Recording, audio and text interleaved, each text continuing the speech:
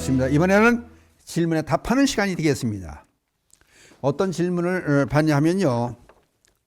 정월 초하루 설날부터 보름까지 우리 민족은 축제의 분위기로 이어져 왔는데 그 근본은 무엇일까요? 그 근본, 참 어려운 문제인데요. 단순한 것 같으면 어려운 문제인데요. 그러니까 우리 삶의 어떤 부분들이 이렇게 정월 보름 동안을 명절로 보고 축제의 기분으로 보고 이렇게 옛날부터 즐겨왔느냐. 물론 농경사회에 있었으니까 이 마을마다요. 이 기간 동안에 설날부터 보름때까지 윷놀이도 하고 널뛰기도 하고 갖가지 행사가 참 많이 있습니다. 그런 걸 우리 민족들이 노는 것도 즐겨하고 또 일도 그만큼 열심히 해서 그 매개치어 이어져 내려오니까 그러니까 이걸 한번 생각해 보세요. 우리 놀이 문화가 그만 생활 속에 깊숙이 이어져 내려왔으니까 밑바닥에 깔려 있었으니까 K-팝이라든지 지금 우리나라 노래가 외국 사람들 요새 보세요. 그 트로트 경연대회 하는 거 보면은 외국 사람들까지 와서 우리나라 부르면 청성스럽게 우리나라 노래를 잘 부르자. 그러니까 이것이 자기들의 노래나 마찬가지예요. 전 세계 노래나 마찬가지예요. 우리 문화가, 우리 놀이가, 우리 음식이 이런 것이 참 뭐예요? 우리 문화가 반만 년 동안 쭉 이어져 내려왔으니까 다른 나라 역사가 미국 역사가 몇 년은 안 되지 않습니까? 그러니까 그 사람들은 주장할 역사가 없는 거예요. 문화가 그렇게 내실 만한 문화가 없는 거예요. 그러니까 우리는 5천 년 동안 이어져 내려온 그런 훌륭한 문화가 있으니까 이게 아주 기반이 든든하게 닥쳐져 있으니까 요즘도 그런 비록 설날부터 보름까지 축제로만 이어지고 일 안 하는 그런 게 아니고 농번기 사회에 쓰니까 옛날에 일을 안 했죠. 그냥 보름이 지나면 또 열심히 일하냐고 농사 준비하고 하여튼 뭐 난리가 날 정도로 그렇게 열심히 살았습니다. 그러니까 여기서 이제 주제를 만족한 삶, 오유지족의 삶. 그러니까 오유지족 그럼 여러분들이 모르니까 유교경에 부처님 마지막 말씀하신 유교경에 있는 말씀 중에 오유지족 만족한 삶. 그냥 만족한 사람은 만족한 삶을 사는 사람은 맨날 발전될 수 있는 계기가 되고 불만과 불평으로 사는 사람은 발전이 안 되고 오히려 역행하는 잘못된 삶을 산다. 그래서 그게 오유지족이에요. 그 주제를 놓고 말씀을 드리려고 합니다. 그러니까 우리 민족이 얼만큼 낙천적이고 어떻게 보면 그냥 놀이 문화가 발전하고 낙천적인 데 비해서 부지런하고 건명 세계에서 가장 부지런한 빨리빨리 문화가 전 세계로 이어지 않습니까? 그러니까 방산복이라든지 외국에 가서 건설업을 한다든지 그러면 전부 계약된 기간보다 빨리 일을 해치우잖아요. 그러나 완벽하게 하잖아요. 다른 나라들이 가서 외국에 가서 저 동남아 저쪽에서 중국에 가서 이제 철도한다든지 길을 만들면 전부 망가지는 우리나라는 그런 게 없잖아요. 빨리 하면서도 잘하는 그런 문화. 그냥 놀 때 놀고 일할 때 일할 수 있는 분명하게 이걸 가릴 수 있는 그런 우리 민족의 그 아주 깊은 그런 사상이 전 세계를 유도하는 것이다. 더군다나 우리나라는 유교 문화와 마찬가지로 불교 문화가 우리에 들어와서 밑바닥에 깔고 있으니까 그게 예의 범절에 어긋나지 않고 적극적으로 살 수 있는 계기를 마련했다. 그래서 오늘 이 시간에는 그렇다면은 이제 오유지족 불교 얘기만 할 게 아니라 명심보감에는 어떤 얘기가 나오느냐? 그것도 한번 알아보는 게 좋을 것 같아요. 객관적으로 볼 수 있는 힘이 될 수 있으니까요. 명심보감에 만족함을 아는 사람은 빈천하여도 가난하여도 역시 즐겁고 만족함을 알면 즐겁다는 거예요. 오늘 해가 또 즐겁다. 비가 이렇게 또 축축해서 대지를 다 적셔줘서 마음을 잘 자라게 해서 좋다. 그렇게 전부 좋게 긍정적으로 보는 거예요. 그다음 만족함을 알지 못하는 사람은 그냥 맨날 투덜거리고 왜 비가 와야 되냐 그러고 왜 나는 햇빛이 땡땡 쪄가지고 얼굴을 타게 만드냐 그러고 날이 또 이렇게 추냐. 겨울에도 추워야 병충해도 없어지고 또 바른 봄, 여름이 온다는 그런 얘기를 하지 않습니까? 그러니까 만족함을 알지 못하는 사람은 부귀하여도 근심 속에서만 살아간다. 이것이 명심보감이 있는 말씀이에요. 그 다음에 이제 유교의 영향을 많이 받았으니까 노자의 도덕경에 있는 말씀을 또 소개해 볼게요. 무슨 말씀이 도덕경에 나와 있느냐면은 만족함을 알면 욕되지 않고 그칠 줄 알면은, 그러니까 그칠 줄 안다는 얘기는 맺고 끊는 것을 분명히 할 줄 알아야, 놀고 일하는 것을 분명히 할 줄 알아야 그 얘기 되는 만족함. 알면 욕되지 않고 그칠 줄 알면은 위태롭지 않으며 길이 길이 오래도록 편안함을 즐길 수 있으리라. 요게 노자의 도덕경에 나오는 말씀이에요. 그러면은 이제 불교에서는 어떻게 다른 객관적인 문제로 다른 종교에서 얘기하는 다른 성인들의 가르침을 말씀드렸으니까, 이번에는 불교 유교경에는 부처님께 마지막 하신 말씀을 경으로 펴낸 유교경에 있는 말씀은 어떻게 하시는가 한번 볼 겁니다. 족함을 아는 사람은 비록 맨 땅 위에 들어 누워도 오히려 편안하고 또 즐거움이 되지만은, 족함을 알지 못하는 사람은 비록 천당에 있어도 마음에 들지 않으리라. 족함을 알지 못하는 사람은 비록 부유하나 가난하고, 족함을 아는 사람은 비록 가난하나 부유하도다. 요게 중요한 거예요. 그러니까 있는 사람들이 욕심이 그냥 철철 넘쳐서 그저 99마디 가지고 농사를 짓는 사람이 한 마디 있는 사람 농토를 빼질 못해 안다라고 맨날 돌아다니잖아요. 그 사람이 있는가 하면은 또, 얘는 시끄러워서 들으면요. 김장 김치를 담그잖아요. 배추를 이렇게 이제 따가지고 노란 소 고개 있는 김치 담궈서 이건 양반들이 먹는, 옛날 돈 많아서 양반들이 먹는 날이에요. 그리고 가난한 사람의 하에는 겉에 있는 그 배추 겉에 있는 거, 그거 나든지 고개가 안 찬, 속이 안 찬 그런 배추를 먹는다. 근데 막상은요, 속이 안 찬 배추가 맛이 좋다는 거 아니에요. 섬유질도 풍부하고. 그래서 오히려 건강하게 장수이고 산다는 거예요. 그러니까 그게 어렵게 살더라도 족함을 알고, 그래서 이웃과 나누고, 콩 한 톨까지 나눠 먹는다 그러잖아요. 그 양반들은 뭐예요? 저끼리 싸우고 권력 다툼하고 또 땅 뺏으려고 그러고 거짓말하고 하다면 사기치려고 하고 그렇게 사는 거 아니에요. 그러니까 이제 결론적으로 이걸 말씀드리면, 유교경이나 또는 명심보감이나 노제 도덕경에 있는 말씀이 한결같이 맥을 같이 하는 흐르는 말은 뭐예요? 웃고 사는 사람에게는 웃을 일만 생기고, 짜증 내는 사람에게는 짜증 낼 일만 있고, 화내는 사람에게는 화날 일만 있다.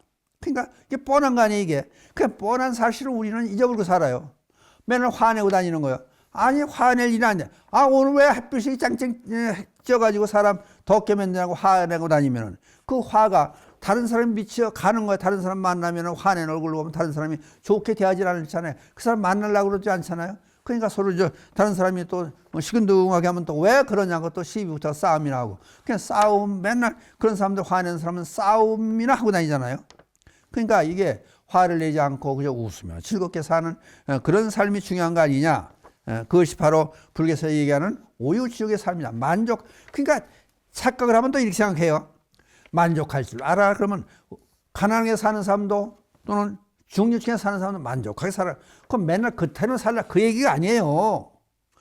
가난하게 살지만은 여기서 만족하고 살라 하면은 그 당시 삶에 충실하고 살 수 있다는 거예요. 내가 모든 세상은 인연으로 이루어지는 거예요.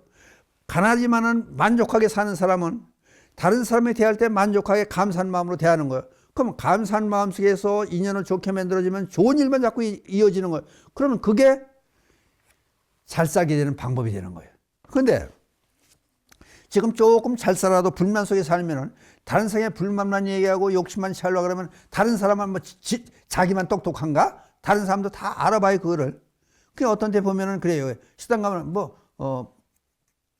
물가가 올랐다 그래가지고 식당에 가보면요, 반찬을 슬그머니 줄여요. 값은 슬그머니 올려놓고 자기들만 똑똑한 채요. 그러면 또 싸질 때가 있을 거 아니에요. 그러니까 한결같이 대접하고 많이 남을 때도 있고 적게 남을 때도 있고 이런 거죠. 그게 불교로 사는 삶이 아니에요, 그게. 그러니까 여복하면 그런 얘기를 하더라고. 그냥 만족할 줄 아는 사람은. 택시 기사들이 얘기를 해요.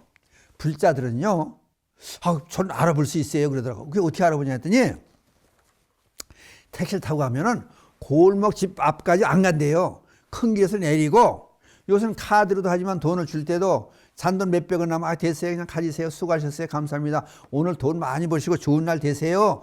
불자들은 이런다는 거예요. 그게 마음에 여유가 있는 거예요. 베풀 줄 아는 거예요. 그 대신에 세상은 만족할 줄 알고 여기까지 타고 온 것만 해도 고맙지. 택시가 없었으면 내가 걸어왔을 텐데 걸으면 얼마나 힘들었을까. 그걸 감사히 생각하는 거예요. 근데 다른 종교 믿는 사람들은 골목 끝까지 나올 때 생각은 안 하고 그저 끝까지 자기 집 앞까지 차를 가라고 잔돈 거실 거 있으면 손 벌고 달라고 그러고 또 트집 잡으려고 그러고 그런 데는 거예요. 그러니까 그건 뭐냐, 이분법으로 보는 거예요. 내 편이냐 남은 다른 편이냐. 그러니까 그 사람들 믿는 사람은 극락 가고 천당 가고 안 믿는 사람은 지옥 가고 이런 놈은 종교가 어디 있어요. 동네 아저씨도 이런 건 안 해요. 그러니까 이게 상당히 중요한 거예요. 그러니까 이제 그런 말씀을 드리다 보니까 얘기가 이제 거기까지 난 거예요. 거짓처럼 살라는 얘기가 아니고 바르게 살다 보면은 만족하고 살다 보면 부자가 된다. 잘 살 수 있는 길이 열린다. 그 얘기를 하고 싶은 거예요. 방법론을 얘기하는 거예요. 예를 들어 설명할게요. 전철을 타고 가는데 이제 운전을 하고 가는데 가는 거예요. 계약을 성립하기 위해서, 계약을 따기 위해서, 또는 입찰을 보기 위해서, 또는 면접을 보기 위해서, 또는 돈을 어디 받으러 가기 위해서 길을 떠나는 거예요. 가는데 전철 안에서 주머니에 이렇게 넣었던 거스름돈도 주고라고 만 원짜리, 천 원짜리 넣어서 한 5만 원 따로 넣었는데 이게 없어진 거예요. 그러면은 되게 어때요? 전철 안에 남의 돈을 훔쳐가는 놈이 있느냐? 우리는 치안이 좋다는 거야. 지가 잃어버린 사람도 죄가 있다는 거예요. 멀쩡한 사람 의심하니까. 자기가 단도리를 잘했어야 되는데. 그러면 5만 원을 잃어버렸다고 해서 화를 내면은 그 화난 기운이 그대로 몰고 가서 이제 면접 보는 데 가서 앉아있게 되고, 또는 이제 입찰 보는 데 가서 앉게 되고, 선 보는 데 가서 앉게 되고, 그러니까 물건 흥정하러 간 데서 앉게 되고 그러면 그 기운이 상대로 전해지는 거예요. 상대면 부정적으로 보게 되죠. 그러면 5만 원 잃어버렸으면은 일단은 인정해 놓는 거예요. 5만 원 잃어버렸네. 그러니까 차라리 그러면 없는 사람이 갖다 잘 썼으면 좋겠네. 내가 잘못해서 주머니 손수건 꺼내고 이것저것 꺼내다가 떨어뜨렸나 보다. 이렇게 긍정적으로 생각하면은 어떤 사람이 와서 잘 썼으면 좋겠네. 그럼 나는 그만큼 전략하고 좋은 일 했네. 이렇게 생각하고 하면 그걸 툴툴 털어버리고 하면은 다음번 일이 낙찰을 보러 간다든지 물건을 사러 간다든지 선을 보러 간다든지 면접시간을 보러 간다든지 그걸 잃어버리니까 즐거운 마음으로 대할 거 아니에요. 그러면은 손해를 5만 원 잃어버린 손해 거기서 끝나는 거예요. 근데 이거를 다 지글지글 끌고 가면은 다음번 만나는 그 영향에 50만 원의 영향도 미칠 수 있고 손해를 500만 원의 손해도 볼 수 있다는 거예요. 그러니까 어떤 방법을 여러분 택하는 게 좋겠어요. 그저 후를 털고 만족하는 그런 삶이 좋은 거 아니냐. 이제 그런 얘기를 하고 싶은 거예요. 그러니까 이 통계를 비유해서 나온 걸 보니까 유치원에서 아들, 딸들을 이렇게 유치원에 놔놓고 어머니가 요만한 바구니를 들고 거리를 두고 있는 거예요. 아들, 딸들 눈을 가리고, 눈 가리게 눈을 가리고 엄마가 여기 엄마한테 공을 던져. 그럼 공을 이렇게 지어주고 20개면 20개, 30개면 30개 지고 엄마한테 던져. 그러면 눈을 가렸으니까 안 보니까 대중 떠서 들은 거야. 엄마 목소리 보고 그쪽을 향해 던지는 거야.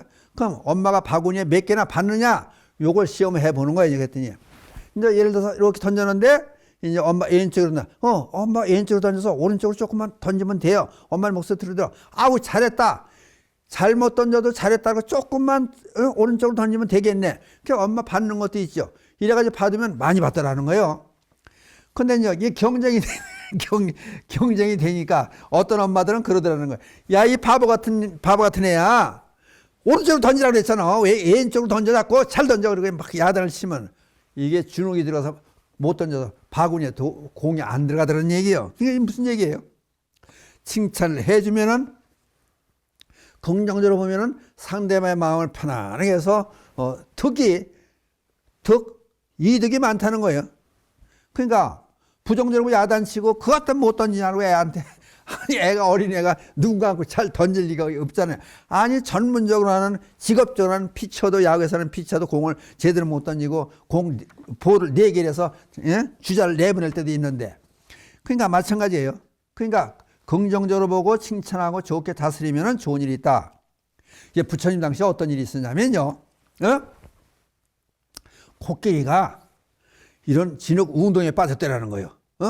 근데 이 코끼리가 어떤 코끼리냐면 전쟁에, 아예 옛날 탱크, 그냥 코끼리 위에 타고 이제 뭐 전쟁도 하고 그랬다는 거예요. 아주 용맹스러운 아주 훌륭한 코끼리였다는 거예요. 그 코끼리가 빠진 거예요.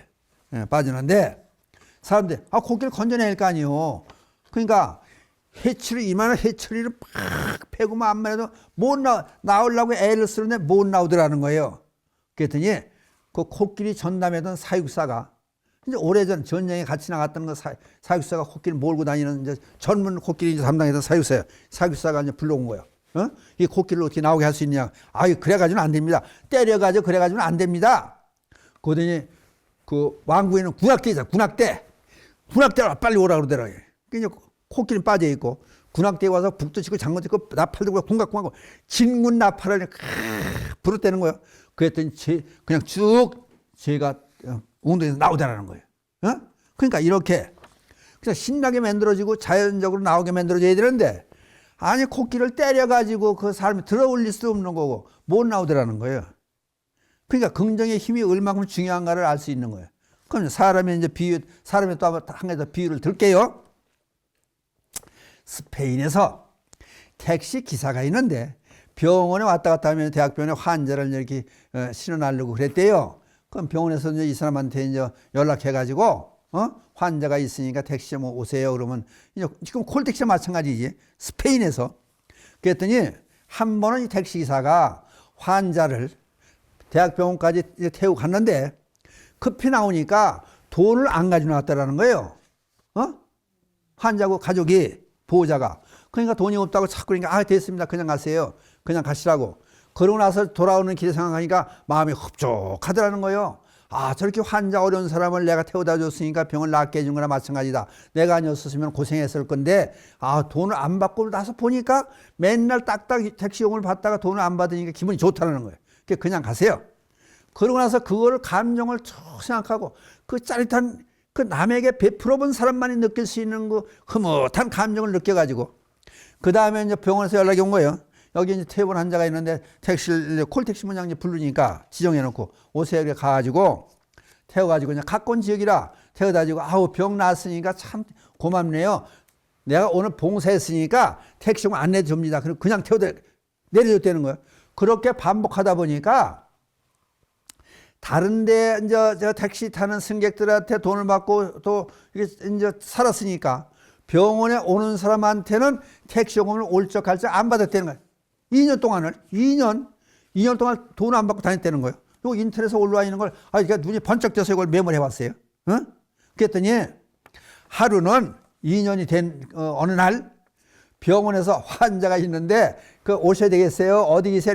마침 빈 차로 가는데 금방 갈 테니까 환자하고 조금만 기다리라고 그러세요. 그리고 온 거예요.